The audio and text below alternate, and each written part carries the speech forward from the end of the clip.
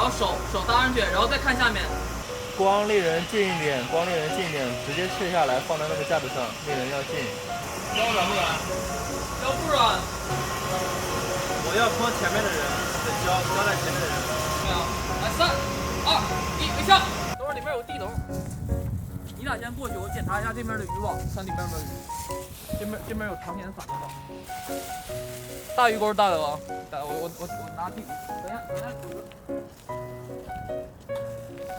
来，同学们，大家好，我是炮长。今天这节课呢，我们来讲一下怎么拍宣传片。哦，不对，怎么来钓鱼？哦，不对，怎么拍宣传片拍到一半的时候来钓鱼？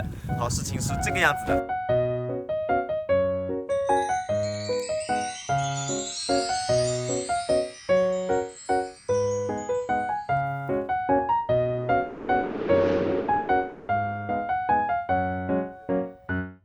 今天这期节目的重点倒并不是教学，更是一集 vlog， 分享一下我们在双12这一天遇到的非常魔幻的事情。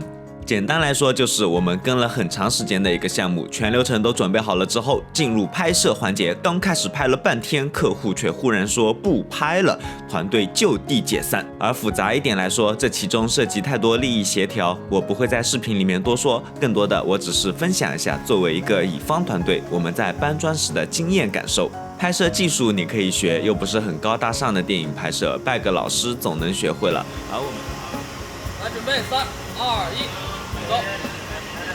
3、2、1，走。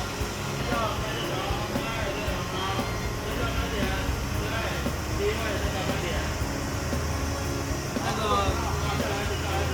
你牙齿，我要看到你的牙齿，好吗？就是你第一个，听到没有？我要看到你的牙齿啊！就别人这个效果都很好啊。而我们在实际生产中碰到很多与技术无关的东西，反而是最核心、最事关生存的。这次我们是拍一个集团的 MV， 本质上其实是宣传片，歌词既是文案，文案即做脚本。与所有宣传片项目的全流程一样，前期我们会进行脚本策划，与客户沟通大致需求，同时踩点工作也安排展开。一方面是为了确认脚本，另一方面也是要确认拍摄时的机位，比如哪里可以架设灯光，空间是否足够铺设地轨，美术需要多少置景等等，这些与后续制片工作息息相关。传统项目、传统拍法，我们的镜头设计也中规中矩。为了凸显大气、冲击、好看，无非就是那几个套路：滑轨平移、前景纵深、大光焦仰拍、升格大法。这些看似没有创新的元素，但在大多数项目中都是很喜闻乐见的。毕竟这类片子最大的诉求就是稳定，我们也很难为这些预算去冒险。而你如果能在这个套路下找到更好的角度构图，营造更好的光线效果，那你就是大佬了。上午的拍摄虽然拖了进度，但整体还算顺利。正当我们准备转场的时候，忽然接到通知说客户高层决定取消拍摄，摄制与对接团队就地解散。我们顿时一脸懵逼，这种情况非常罕见，毕竟双方都为这个项目筹备工作了很长时间。当然，他们内部的原委对我们来说一点也不重要，眼下对我们来说最重要的是及时止损，安排后续退场事宜。我怕酸。这个甜。这个，你们是从市场摘的，好吃吗？我没有。尝尝。老不老？相当甜。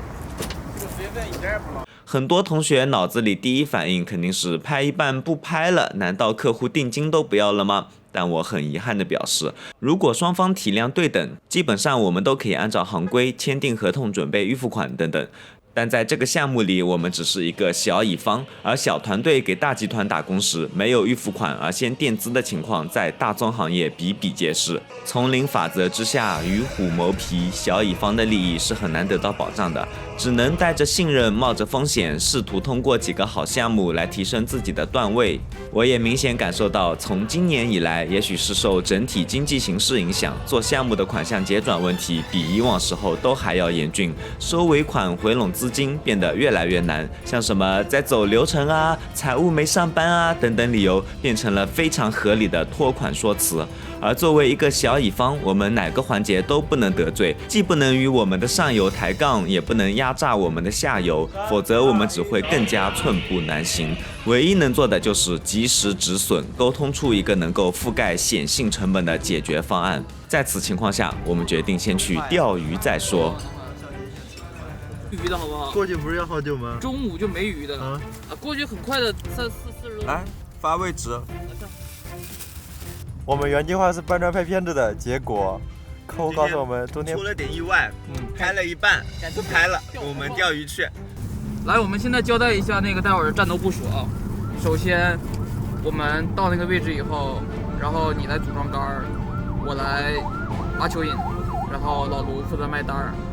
这个叫什么？哎呀，这里感觉很哇，从哪能看很乡村，很别墅，然后很贵族。我在美国主要学习的是乡村音乐，那你唱一首乡村的歌喽。Downtown Music。走哎呀，走快！我操！哎啊，还是刹不住了。你他妈，我还以为要来个漂移呢。晃吐了。这口走快，这手走快。要不要过磅称一下？别吵！走！哎，多了，再往前没走。2个口就管。他们往前。鱼塘池塘是在他们厂子里面吗？哎，就。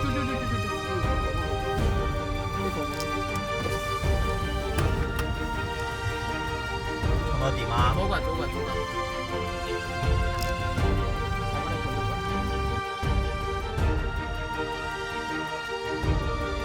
天色渐黑，冬至将至，闲来垂钓，鱼塘没有了夏日的温度，鱼儿自然不再活跃于舀沟，所以被我们钓上的鱼多多少少是一条智障。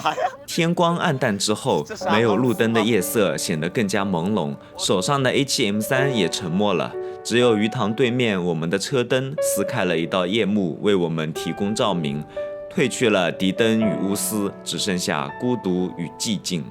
我觉得现在的环境确实很差，上家拖欠我们的尾款，我们只能继续拖欠下家，而我们的供应商几乎已经到终端了，主要是摄影、后期、器材等，这些人的费用只能拖不能欠，即便我们知道一定会结给他们，但是必须故意拖一段时间，不能让大家都觉得要钱容易。也许只有当所有环节的人员都彻底感受到要钱很难的时候，才会真正在行动上开始规范合理的款项结转合同。比如我们的上游也不在店前做事，他们会去拿他们的预付款，我们的上游拿到钱了，自然也就会给到我们预付款，而不再像之前那样觉得下游的供应商们都可以垫资进行运作，让拖款变得理所应当。大家都太难了，搬砖是生存，但钓鱼并不是生活。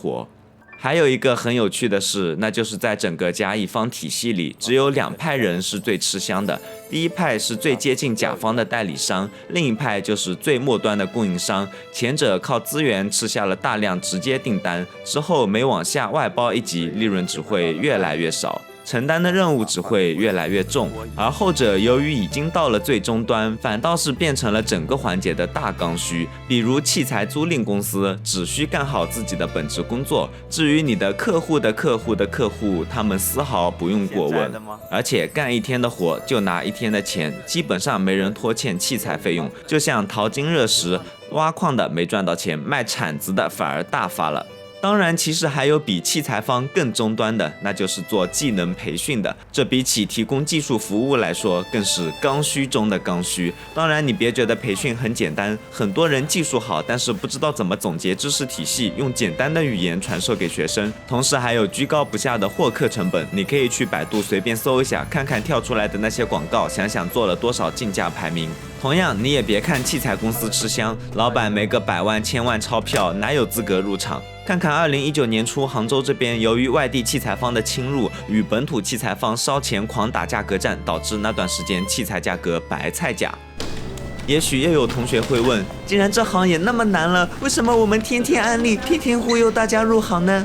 没有错，现在很多机构都在吹嘘什么培训完后月入破万剪辑师啊，这种打鸡血的营销方式已经不符合潮流了。现在流行贩卖焦虑。我要告诉你，现在就算是10多年的老广告公司，他们很多项目也都是垫钱甚至不赚钱在做的。很多前几年吃香的自由创作者，现在都因为接不到活，不得不去公司上班了。电影圈里的那些大师也没什么活可以干了，就出来到处讲课走穴。